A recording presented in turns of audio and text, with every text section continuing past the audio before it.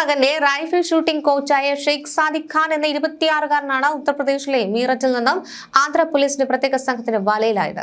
പ്രതിയെ മീററ്റ് കോടതിയിൽ ഹാജരാക്കി ട്രാൻസിസ്റ്റ് വാറണ്ട് വാങ്ങിയ ശേഷം ആന്ധ്രയിൽ എത്തിച്ചതായി കാക്കിനാട ജില്ലാ police superintendent G Bindu Madhav ഔദ്യോഗികമായി സ്ഥിരീകരിച്ചു.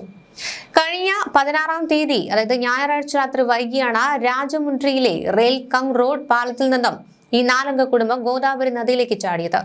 എഞ്ചിനീയർ നൂക്ക രാജു, ഭാര്യ മീന, മകൾ സൗജന്യ എന്നിവർ ഒഴുക്കിൽപ്പെട്ട് മരണപ്പെടുകയായിരുന്നു. എന്നാൽ ഇവർക്കൊപ്പം നദിയിലേക്ക് ചാടിയ സൗജന്യയുടെ 10 വയസ്സുകാരനായ മകൻ റിയാൻഷ് കാർത്തികേയ റെഡ്ഡി അത്ഭുതകരമായി രക്ഷപ്പെട്ടു. പാലത്തിന്റെ ഗ്രില്ലിൽ കുടുങ്ങിക്കിടന്ന കുട്ടിയെ പുഴയിലുണ്ടായിരുന്ന പ്രാദേശിക മത്സ്യത്തൊഴിലാളികൾ രക്ഷപ്പെടുത്തുകയായിരുന്നു. ഈ കുട്ടിയുടെ മൊഴികളാണ് കേസിൽ ആദ്യം വഴിത്തിരിവായത്. തികച്ചും ആസൂത്രിതമായ ബ്ലാക്ക് മെയിലിംഗിലൂടെയും ഭീഷണിയിലൂടെയും ഒരു കുടുംബത്തെ മുഴുവൻ ആത്മഹത്യയിലേക്ക് തള്ളിവിട്ട ക്രൂരതയാണ് പുറത്തുവരുന്നത്. പോലീസ് കണ്ടെടുത്ത 3 വ്യത്യസ്ത ആത്മഹത്യാക്കുറിപ്പുകൾ ഈ കേസിന്റെ ഭീകരത വ്യക്തമാക്കുന്നു. മരിച്ച അസിസ്റ്റന്റ് എഞ്ചിനീയർ നൂക്ക രാജുവിന്റെ കുറിപ്പ് അനുസരിച്ച് അദ്ദേഹത്തിന്റെ മരുമകൻ ജഗദീഷ് റെഡ്ഡി കഴിഞ്ഞ ജൂലൈ 2-നാണ് മരണപ്പെടുന്നത്. ഈ മരണത്തിന് ശേഷമാണ് മകളുടെ മകന്റെ റൈഫിൾ ഷൂട്ടിംഗ് പരിശീലകനായ ഷെയ്ഖ് സാദിഖ് ഖാൻ ഈ കുടുംബവുമായി കൂടുതൽ അടുക്കുന്നത്.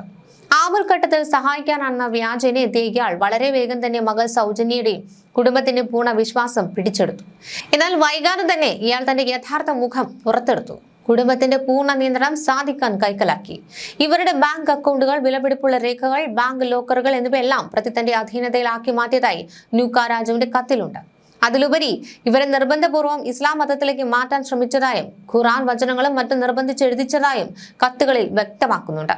കൂടുതൽ ക്രൂരമായ വെളിപ്പെടുത്തലുള്ളത് മകൾ സൗജന്യയുടെ 5 പേജുള്ള ആത്മഹത്യാക്കുറിപ്പിലാണ്.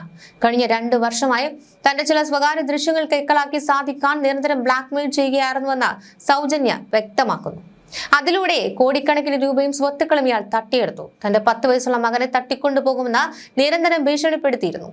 ഇതിനെല്ലാം പുറമെ ജൂലൈ മാസം അന്തരിച്ച തന്റെ ഭർത്താവ് ജഗദീഷ് റെഡ്ഡിയുടേത് സ്വാഭാവിക മരണമല്ലെന്നും സാദിഖ് ഖാൻ കെമിക്കൽ വിഷം നൽകി കൊലപ്പെടുത്തിയതാണെന്നും സൗജന്യ കത്തിൽ തുറന്നെഴുതിയിട്ടുണ്ട്.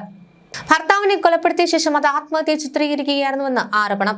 ഈ കത്തുകൾ ലഭിച്ചതോടെയാണ് പോലീസ് ആത്മഹത്യാ പ്രേരണ കുറ്റത്തിന് പുറമെ കൊലപാതകം, ഭീഷണിപ്പെടുത്തൽ, സ്വത്ത് തട്ടിയെടുക്കൽ, നിർബന്ധിത മതപരിവർത്തനം എന്നീ വകുപ്പുകൾ കൂടി ചേർത്ത് അന്വേഷണം വിപുലമാക്കിയത്. സംഭവം നടന്ന ഉടൻ തന്നെ പ്രതിയായ സാദിഖ് ഖാൻ ഒളിവിൽ പോവുകയായിരുന്നു. വിഷയം അതീവ ഗുരുതരമായ സാഹചര്യത്തിൽ ആന്ധ്രാപ്രദേശ് മുഖ്യമന്ത്രി എൻ ചന്ദ്രബാബു നായിഡുവും ഡെപ്യൂട്ടി മുഖ്യമന്ത്രി പവൻ കല്യാണും നേരിട്ട് ഇടപെടുകയും അന്വേഷണം ഊർജിതമാക്കാൻ കർശന നിർദ്ദേശം നൽകുകയും ചെയ്തു.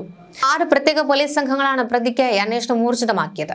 തെലങ്കാന, തമിഴ്നാട്, ഡൽഹി തുടങ്ങിയ 5ഓളം സംസ്ഥാനങ്ങളിൽ പോലീസ് വിപുലമായ തെരച്ചിൽ നടത്തി. ഒടുവിൽ ഉത്തർപ്രദേശിലെ മീററ്റിലുള്ള നൌചാണ്ടി പോലീസ് സ്റ്റേഷൻ പരിധിയിൽ വെച്ചാണ് പ്രതിയെ പോലീസ് വലയിലാക്കിയത്.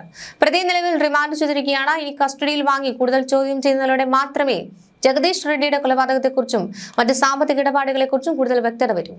അതേസമയം ഈ കേസിന് വലിയൊരു രാഷ്ട്രീയ മാനം കൂടി കൈവന്നിട്ടുണ്ട്. കാക്കിനാട MP തങ്കല്ലെ ഉദയ് ശ്രീനിവാസ് പ്രതിയായ സാദിഖ് ഖാന് വധശിക്ഷ തന്നെ നൽകണമെന്ന് ശക്തമായി ആവശ്യപ്പെട്ടു കഴിഞ്ഞു.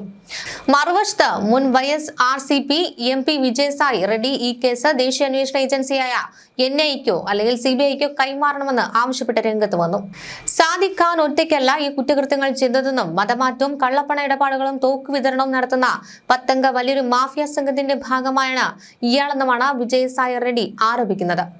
കാക്കിനാട, രാജമുണ്ട്രി ഭാഗങ്ങളിലായി 15ഓളം ഹിന്ദു കുടുംബങ്ങളെ ഈ സംഘം സമാനമായ രീതിയിൽ കെണിയിൽ വീഴ്ത്തിയിട്ടുണ്ടെന്നും ഇതിന് അന്താരാഷ്ട്ര ബന്ധങ്ങളുണ്ടെന്നും അദ്ദേഹം ആരോപിക്കുന്നു. എന്നാൽ നിലവിൽ പോലീസ് അന്വേഷണത്തിൽ ഈ ലവ് ജിഹാദ് അല്ലെങ്കിൽ അന്താരാഷ്ട്ര ബന്ധങ്ങൾ സ്ഥിരീകരിച്ചിട്ടില്ലെന്നും വരും ദിവസങ്ങളിൽ കൂടുതൽ കാര്യങ്ങൾ പുറത്തുവരുമെന്നുമാണ് ഔദ്യോഗിക വൃത്തങ്ങൾ വ്യക്തമാക്കുന്നത്.